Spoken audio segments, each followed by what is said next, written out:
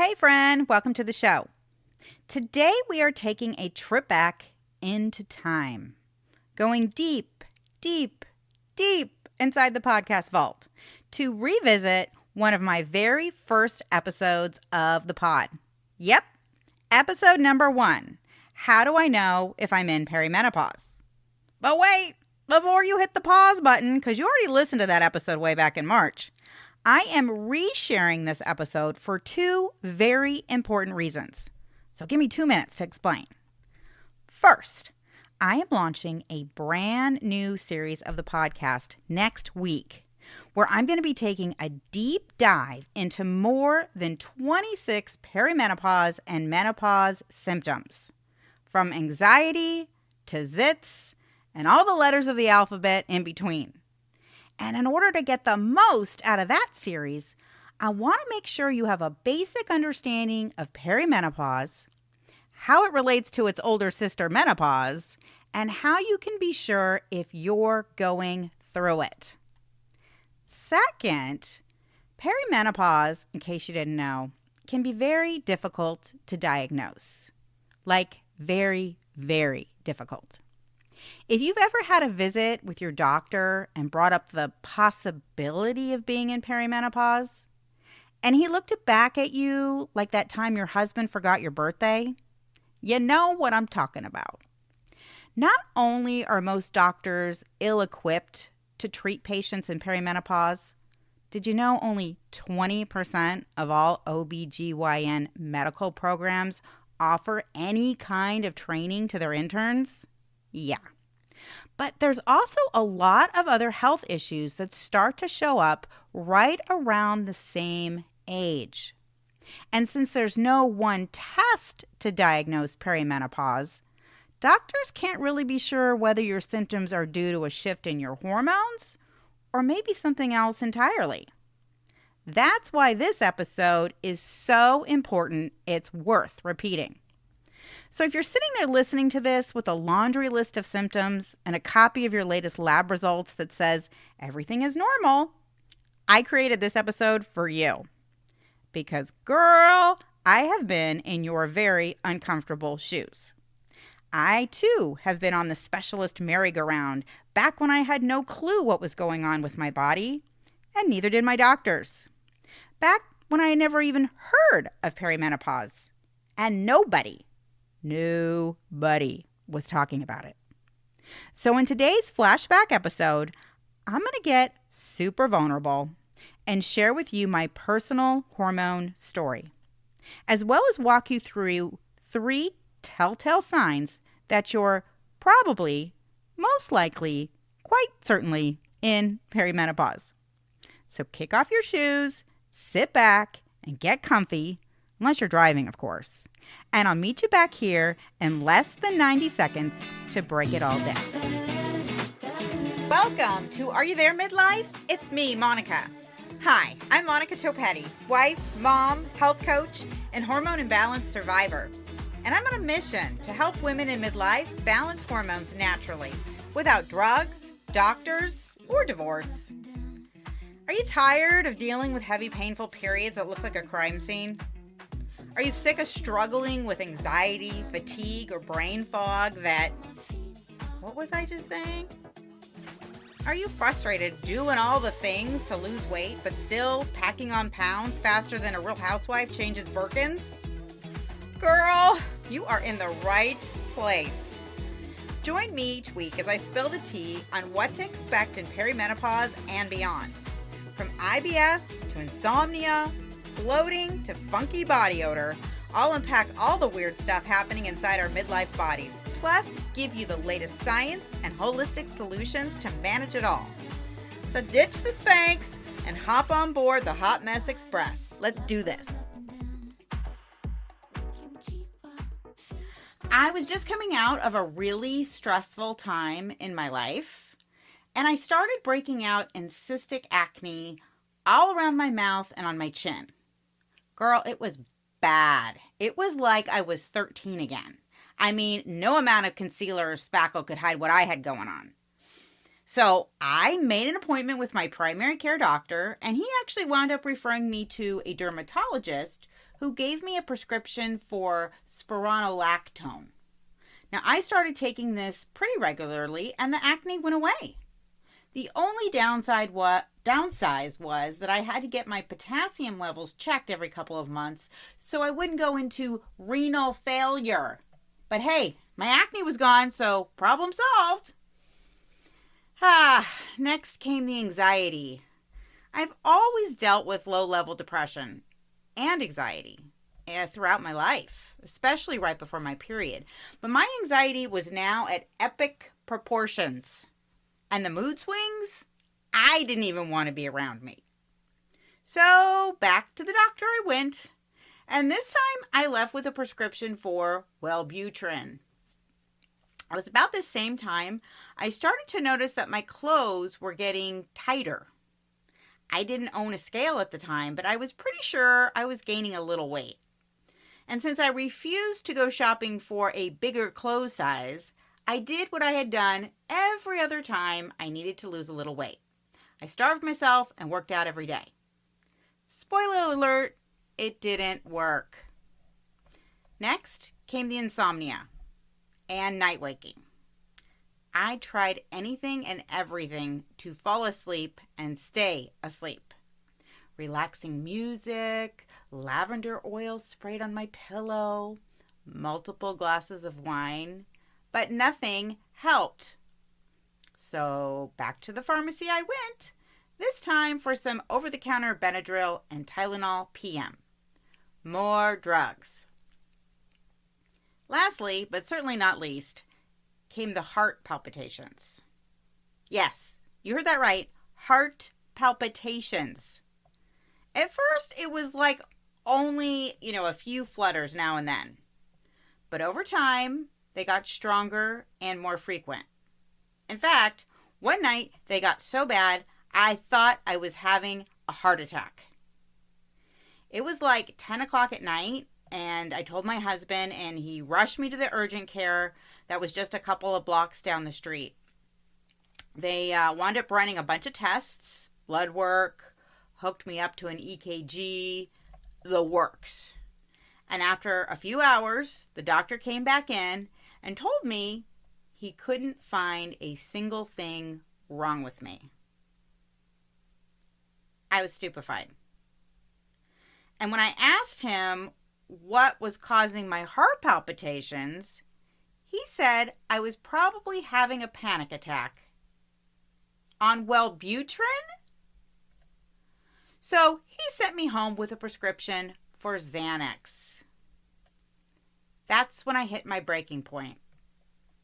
I had a complete and total meltdown. I remember curling up in the fetal position in the passenger seat of our car, bawling. I mean, like ugly crying, bawling. I didn't know what to do. My husband didn't know what to do. The doctors obviously didn't know what to do. I literally felt like I was losing my mind. That was almost 10 years ago. And today, thankfully, I am happy, I am healthy, and I am on a mission to help women like me, like you, navigate perimenopause and beyond. Starting with a question I get asked by clients quite a bit. How do I know I'm in perimenopause? So in this first episode, I want to share 3 telltale signs you are in perimenopause and possibly have a hormonal imbalance. Sign number 1, your age. So a lot of women ask me what perimenopause even is. And it's important to understand that perimenopause is not a disease, though sometimes it feels like it is. It's actually a natural shift or transition that your body goes through when it's preparing for post-reproduction. So your body is no longer going to make babies. Now, I know that a lot of you in your 40s are still fertile. There's women every day that we hear about in Hollywood having babies in their 40s and 50s. And while this is certainly true, it usually becomes more challenging to conceive and to conceive to full term as we get older. And that's quite frankly because our eggs, the number of eggs that we produce, starts to decline, as well as the levels of our two primary sex hormones, which are estrogen and progesterone. So this decline, it's a decline, but it's also fluctuation. So it's not just a steep hill. It's kind of like on a bar graph. It would kind of go up and down, but the overall trajectory is down. And this occurs about 8 to 10 years before your last period. And that's when you're considered officially in post-menopause. Now, I can share personally that my symptoms started at age 44. And I officially went into post-menopause last January, just a couple of months ago, which was a month before I turned 54. So about 10 years on the nose. While the average age to start perimenopause is between 40 and 44, so I was a little bit on the later end of the spectrum, some women start early stage perimenopause as early as their 30s. So this could be affecting you in your 30s now as well. And there's several factors that can affect if you go into perimenopause early, but we'll get to that in a future episode. The second sign that you may be in perimenopause is your menstrual cycle. So the most common perimenopause symptom that typically drives women to go to their doctors is an irregular period. And what I mean by irregular is it's irregular in terms of frequency, duration, or heaviness. So for example, if you're normally having a cycle every 27, 28 days, and all of a sudden you're having a cycle every 14 days or 52 days, that could be a sign you're in perimenopause. Or if your period is normally 5 days long and now it's consistently 3 days long, that could be a sign.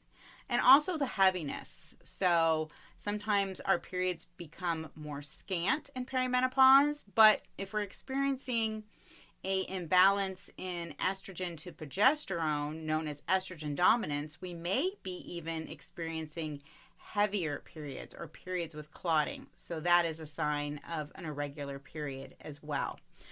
Or if suddenly you're experiencing really painful periods or worsening PMS connected to your menstrual cycle, that could also be a sign you're in perimenopause. Now, keep in mind, while perimenopause frequently begins with changes in your period, there are many women, especially women that are on hormonal birth control, so the pill, IUD, anything that contains hormones in it, they often don't experience any menstrual irregularity, because how hormonal birth control works is it's pumping synthetic hormones into your body, shutting down your natural hormone production. So sometimes you don't feel the effects of perimenopause, or you don't experience irregular periods. So if that's the case, it's very important to pay attention to the third sign you're in perimenopause, which are your symptoms. Now, I will say every woman experiences perimenopause differently. That said, there are actually 34 medically documented symptoms of perimenopause, although some lists have more. And these include all the symptoms I mentioned, as well as hot flashes, night sweats, brain fog, memory issues, fatigue, low libido, and much, much more. Unfortunately, there is no one test that can diagnose perimenopause. Firstly, because perimenopause isn't a disease, it's a transition. And secondly, because traditional lab tests are very unreliable for measuring hormone levels. And I'll explain why in episode number 2. That's why most doctors agree that a detailed analysis of your medical history and symptoms is often the best indicator of what's going on with you hormonally and whether you're in perimenopause. And that's exactly what you're going to get in my free hormone quiz. Are you tired of being dismissed by your doctor or told your hormonal symptoms are just part of getting older? Are you frustrated by blood tests that keep coming back normal, even though you feel anything but? Are you ready to put an end to frustrating symptoms and finally feel like you again? Then click the link in my show notes and take the free hormone quiz.